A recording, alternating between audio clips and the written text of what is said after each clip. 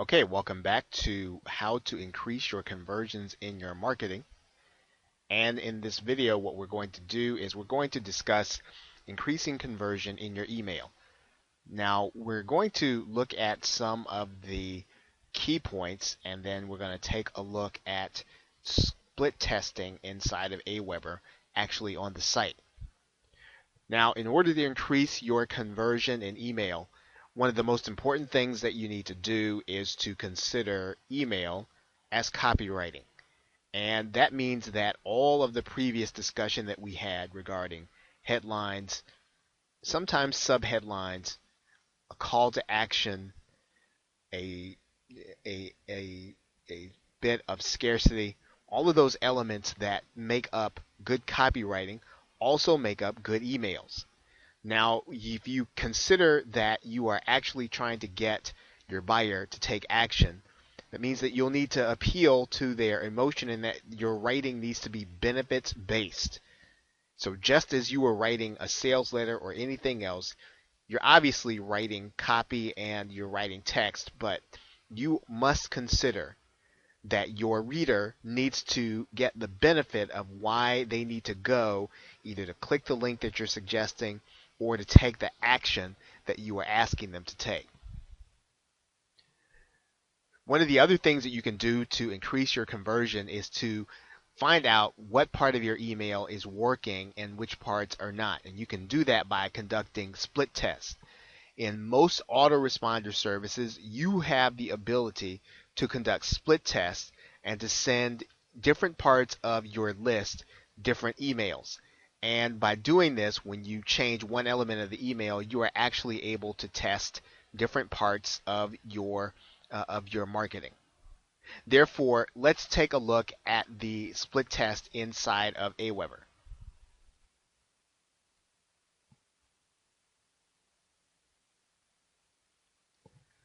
What you're looking at is an actual Aweber account, and it's a broadcast message being ready to be written and sent out. And what you can do is you can determine each segment of your list, or you can determine different segments of your list will receive a different email. And what you're doing is you're testing to see which headline or which part of the email the different parts of your list will respond to. So this is one way in which you can increase conversions, because what you're going to do is once you determine the better kind of headline or the better kind of body or the better kind of link, you can then start to use those things more consistently and get better results with each email.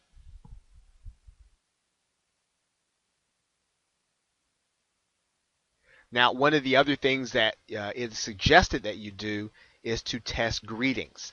And greetings are the way in which you actually speak or you actually refer to the visitor or to the reader in your actual email.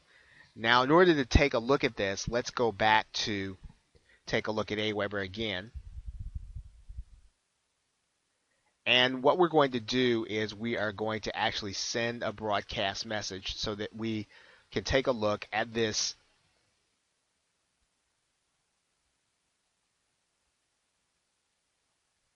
One of the things that you are allowed to do is to personalize each email.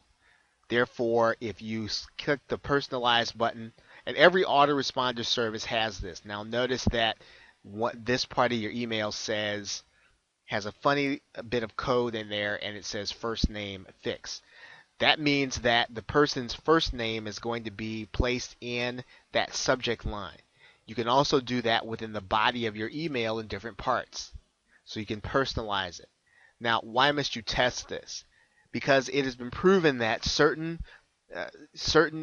parts of your list may respond well to having their name or seeing their name in an email, and in other cases, some communities or some marketing lists will not respond well because they feel as if that's a phony way in which you're communicating with them.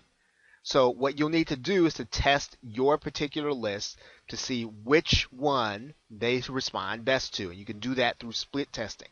So you should always test the greetings to see which one fits best for your particular list. Another thing that increases conversion in email is to basically use email as a way of following up. So when you actually have a buyer, or when you have, a specific, maybe you have an event, you want to use your email list in order to follow up and to find out how your subscribers feel about certain things. You want to find out how your buyers feel about certain things, and sometimes the act of following up will allow you to have another sales opportunity. You'll be able to place your link inside of the email, and you'll get the opportunity to market to someone when you follow up. If you use each opportunity as a way to look out for the best interest of your buyer, then you will get many opportunities in order to sell and to place your links in front of them. If you simply use your email as an opportunity to market, then it's likely that your list or your subscriber list will be turned off by your emails over time. So use the opportunity to use email as a way of relationship building, and you will see your conversions increase. Now, the other thing that you'll want to do is that, because email is copy, you want to get the reader to open your email. Now, that's an important part of email, and you'll need to use copywriting techniques, but at the same time, one of the things that you must do in your subject line is to get your reader's attention. If you don't get their attention, then you're not going to even get a chance to put the rest of your copy in front of them. Right? So for your headlines, test different sender names. If you're going to use the personalization, test a different subject line. Test preview lines. Now, what you'll need to do, of course, is you'll need to use the split testing feature inside of Aweber or whatever autoresponder you're using. Now, notice that I said test preview lines. You might wonder, what exactly is that? What is meant by a preview line? Well, let's take a look once again inside of Aweber. Now, interestingly, every email client, whether it's on your PC or it's on your mobile device, will provide the user with a preview of what your email is going to be about. And that preview is typically not only what's in your subject line, but what's also on the very first line of your email. So if you consider that the very first line or the very first 40 or 50 characters, they're going to be seen by somebody before they open your email, then you want to use that space carefully, and you want to use it in order to convince the reader to open your email. So kind of think about this preview as something that you need to test.